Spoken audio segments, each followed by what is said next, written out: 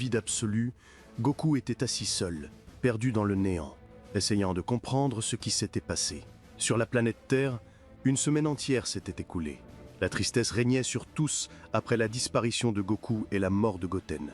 Mais la douleur la plus profonde habitait le cœur de Chi-Chi. Elle avait perdu ce qui restait de sa famille, depuis que Gohan avait quitté la Terre, sans laisser la moindre trace, ni le moindre indice sur l'endroit où il était parti. Comme s'il avait choisi de tout sacrifier pour tenir sa promesse à son père, protéger la Terre. Le temps passa et Goku restait là, assis en tailleur sur le sol, les yeux fermés, le visage calme malgré l'éternité de vide qui l'entourait.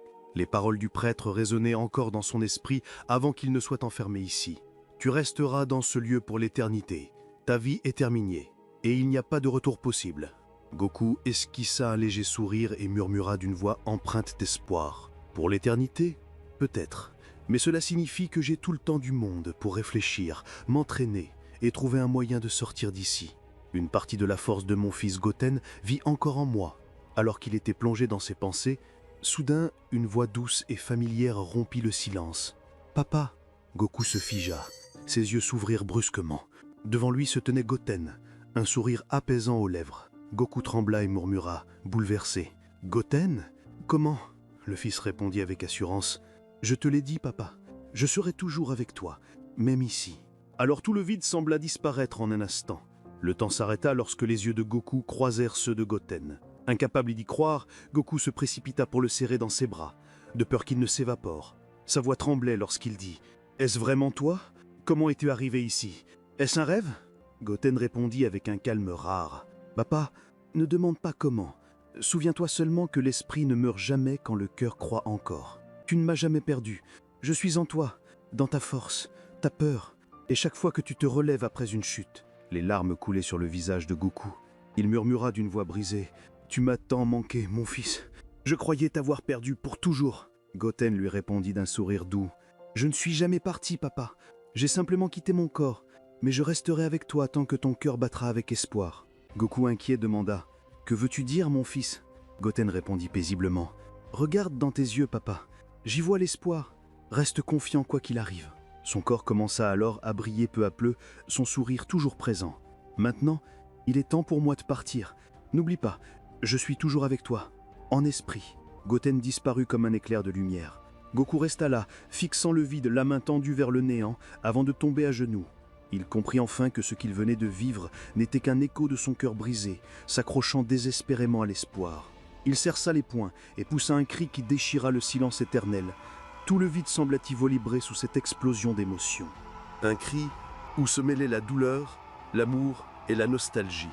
Et tandis qu'il restait là, à genoux, submergé par ses larmes et son silence, deux yeux l'observaient de loin, le contemplant comme pour percer le mystère de cet être. Goku ne sentit pas leur présence au début. Il murmura pour lui-même, tentant de retrouver son calme. « Assez, je dois me concentrer, je dois comprendre ce qui se passe ici. » Il ferma les yeux, essayant de rassembler ses pensées. Mais avant qu'il ne retrouve son équilibre, des pas légers s'approchèrent derrière lui. Il ne se retourna pas, pensant que ce n'était qu'une autre illusion, comme la voix de Goten disparut quelques instants plus tôt.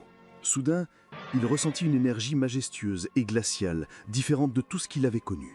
Ses yeux s'ouvrirent grands, la stupeur sur son visage. Il se tourna lentement et resta pétrifié. Une femme se tenait derrière lui, avançant d'un pas sûr, portant une aura royale et envoûtante. Ses cheveux tombaient comme des fils de lumière, et ses yeux brillaient d'un calme qui inspirait la crainte. Elle le regardait en silence, sans dire un mot, comme si elle le connaissait depuis toujours. Dans un lieu lointain, au cœur d'une salle sacrée, autour d'une grande table circulaire s'étaient réunis les rois de la destruction, les souverains des coins de l'univers. Dans leurs yeux se mêlaient la colère, la peur et la dignité menacée. Likir parla d'une voix basse et tranchante. « La mort de Beerus n'est pas un simple accident. Si nous laissons passer cela sans réagir, le titre de destructeur perdra toute sa valeur. » Un autre roi, d'un ton glacial, ajouta « Si nous restons silencieux, d'autres oseront nous défier. Nous devons agir, sans pitié. » Un lourd silence s'installa, avant que Belmod n'intervienne avec une dureté accrue. « Ce qu'il nous faut, c'est un plan clair. L'anéantissement de l'univers 7, voilà notre ultime option. » Un quatrième roi murmura d'une voix sinistre. « Nous commencerons par la terre. Elle servira d'exemple pour tous. » Le roi Zénon a un lien particulier avec Goku. S'il découvre que nous avons détruit sa planète, Il pourrait nous effacer. Belmode répondit alors d'un ton calculé. Le grand prêtre a déjà puni Goku. Peut-être qu'une coopération avec lui dissimulerait notre secret et nous offrirait une carte maîtresse pour tromper le roi. À cet instant, alors que les voix s'élevaient et que les plans prenaient forme, les portes de la salle s'ouvrirent silencieusement. Le grand prêtre entra, comme s'il avait lu leurs pensées depuis le commencement. Tous furent trempés de stupeur. Il tramait la vengeance, et le voilà debout devant eux, les tenant déjà dans sa main invisible. Il sourit froidement et déclara « J'ai tout entendu. Vos désirs seront pris en compte, mais pas encore. La terre est entre vos mains. Faites-en ce que vous voulez. Quant à Zeno, laissez-le moi. » Les rois échangèrent des regards inquiets, mais le prêtre ajouta avec une assurance glaciale « 10 ans, exactement.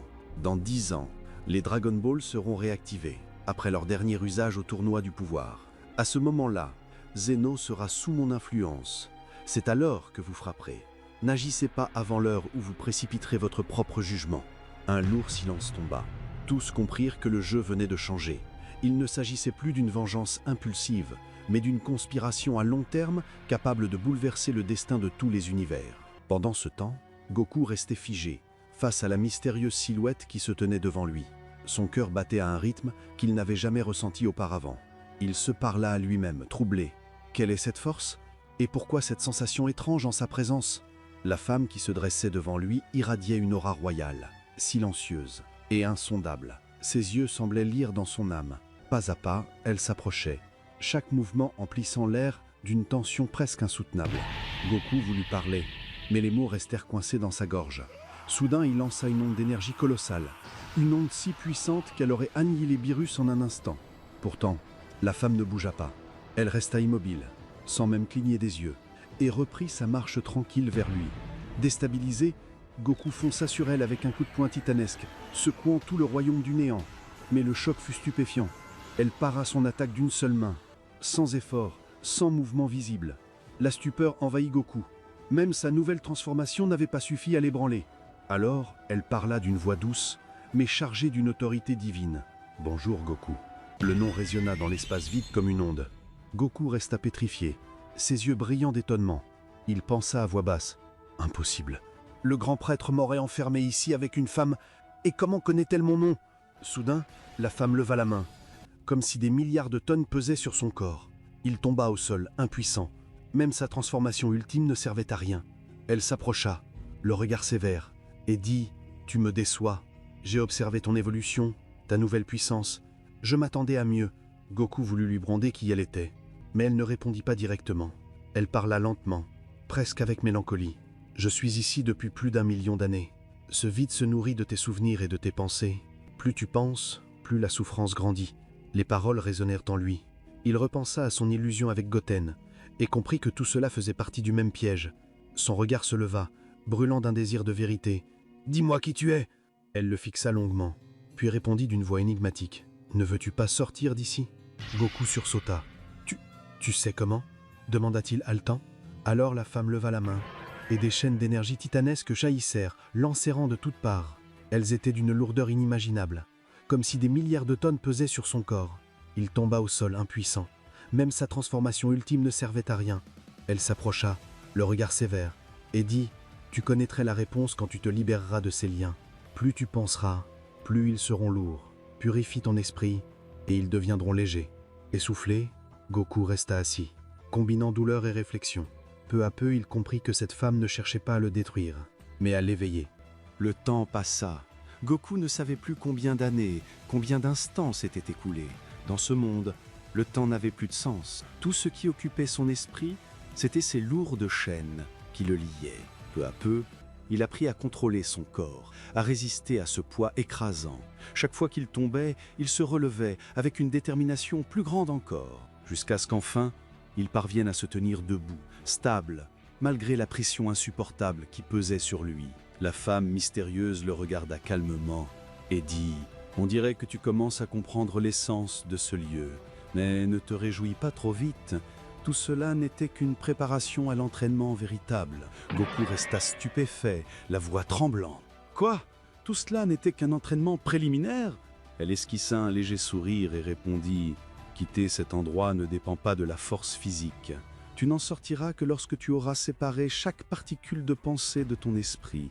Quand tu atteindras ce stade, alors et seulement alors, nous parlerons du chemin vers la sortie. Les yeux de Goku s'illuminèrent d'un mince espoir, mais elle le brisa aussitôt d'une voix froide.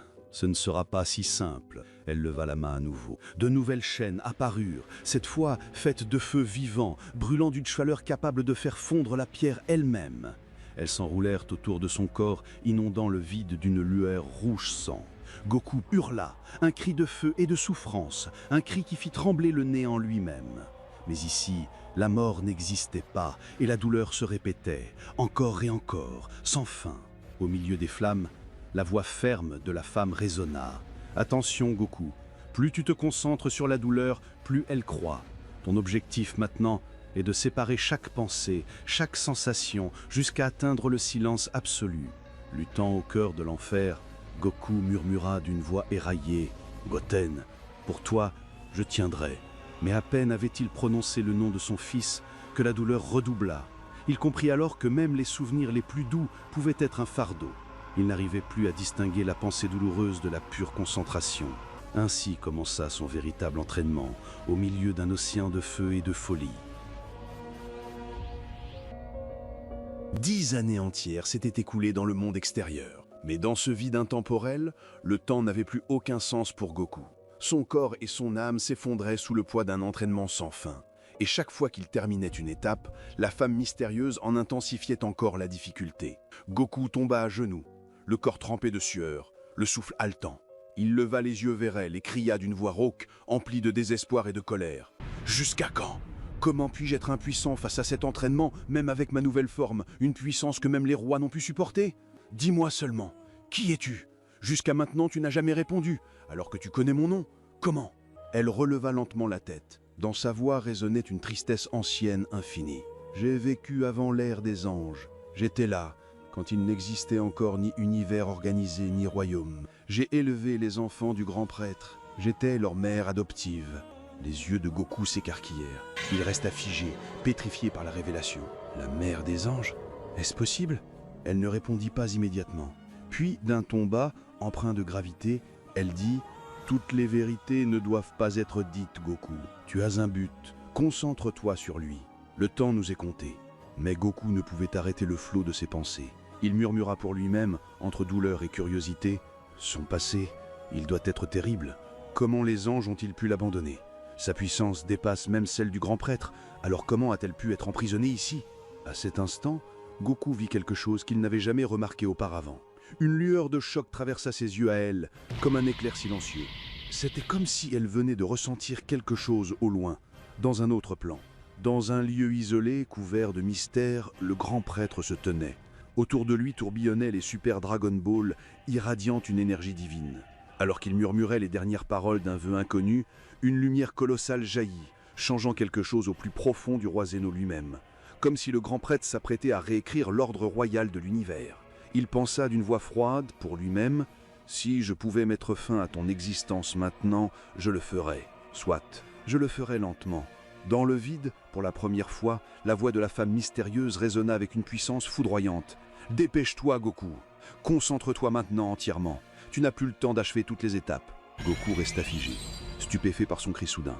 Il ne comprenait pas la raison de sa panique. Mais avant même qu'il puisse parler, la pression s'intensifia brutalement.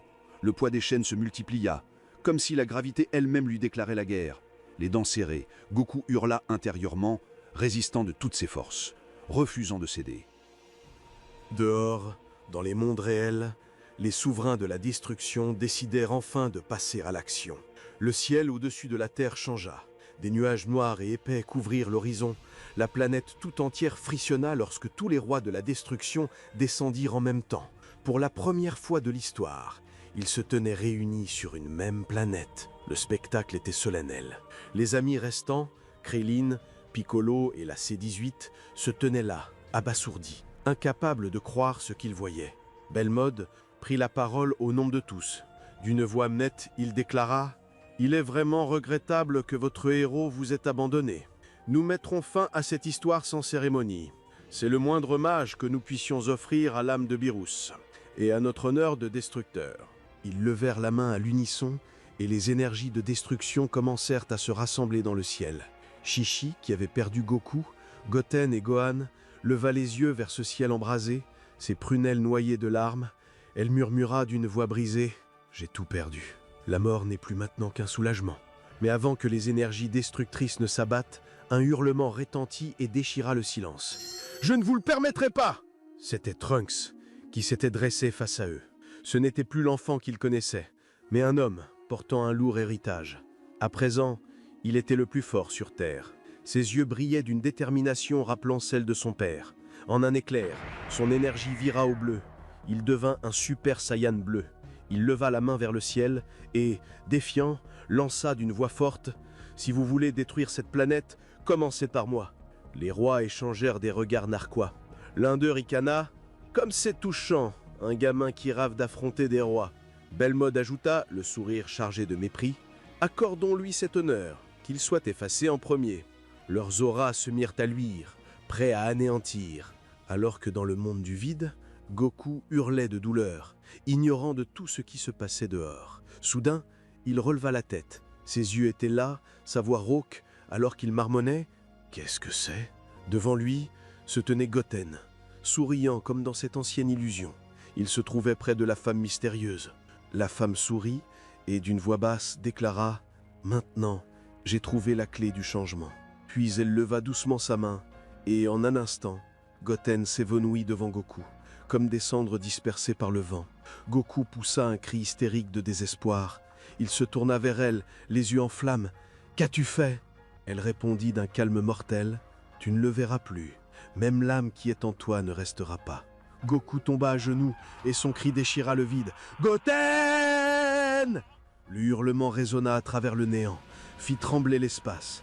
Les dimensions elles-mêmes vibrèrent sous l'intensité de sa rage. Son halo s'enflamma soudain. Il poussa un cri qui fractura le silence, et la lumière explosa dans tout ce monde. Quand elle s'éteignit, Goku se tenait debout dans une nouvelle forme. Son énergie s'était apaisée, mais elle coulait en lui comme une force latente que même le vide craignait. Il avait encore franchi ses limites, une fois de plus. La femme mystérieuse esquissait un léger sourire et dit, d'un ton mêlant de soulagement et de prudence, « Le plan a réussi, c'est ce que je voulais que tu fasses. » Goku se tourna vers elle, respirant lourdement, son corps brillant d'une lumière différente, et dit « Tu savais que je le ferais, n'est-ce pas ?» Elle répondit calmement « Si tu veux le voir à nouveau, concentre-toi maintenant. Ne laisse pas tes émotions t'engloutir. » Goku ferma lentement les yeux, essayant de rassembler ce qui lui restait de concentration. Soudain, il ressentit quelque chose d'étrange, une pulsation lointaine, une chaleur familière, des voix, celles de ses amis, venus d'un autre monde. Il ouvrit brusquement les yeux stupéfait. « Je peux les sentir ?» La femme répondit d'une voix grave. « Tu as atteint un niveau où tu peux percevoir ce qui se passe à l'extérieur, mais prends garde. Si tu perds ton calme maintenant, le vide t'engloutira pour toujours. » Goku serra le poing. Il comprenait à présent que chaque pensée, chaque émotion pouvait devenir une arme contre lui-même. La femme esquissa un léger sourire, puis reprit d'une voix empreinte d'une étrange solennité. « Je vais te charger maintenant de ma puissance. Tu as suffisamment isolé des particules de pensée de ton esprit, ce qui signifie que tu es prêt de briser la barrière du vide. Mais tu auras besoin d'une force encore plus grande. » Goku, choqué, recula d'un pas et demanda « Attends, que veux-tu dire? Vas-tu te sacrifier ?» Elle ne répondit pas. Elle ferma lentement les yeux. Son halo s'illumina d'une douce lumière blanche qui inonda tout le monde. C'est alors que Goku comprit qu'elle ne le préparait pas seulement, elle le préparait à prendre sa place.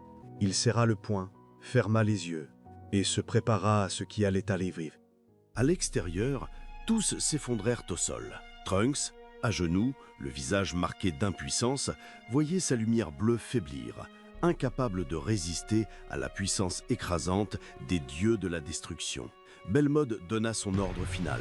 Les énergies de l'anéantissement se rassemblèrent, formant une mer de feu au-dessus de la planète. Krillin cria d'une voix brisée « Si seulement tu étais là, Goku !» Trunks murmura, les yeux fixés sur la terre qui tremblait « Pardonne-moi, père, et toi aussi, Gohan. Je n'ai pas supporté la responsabilité de la Terre. » L'énergie dévastatrice explosa. Mais soudain, tout s'arrêta.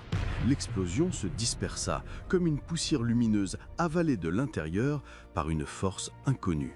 Un silence absolu tomba. La stupeur se peignit sur tous les visages.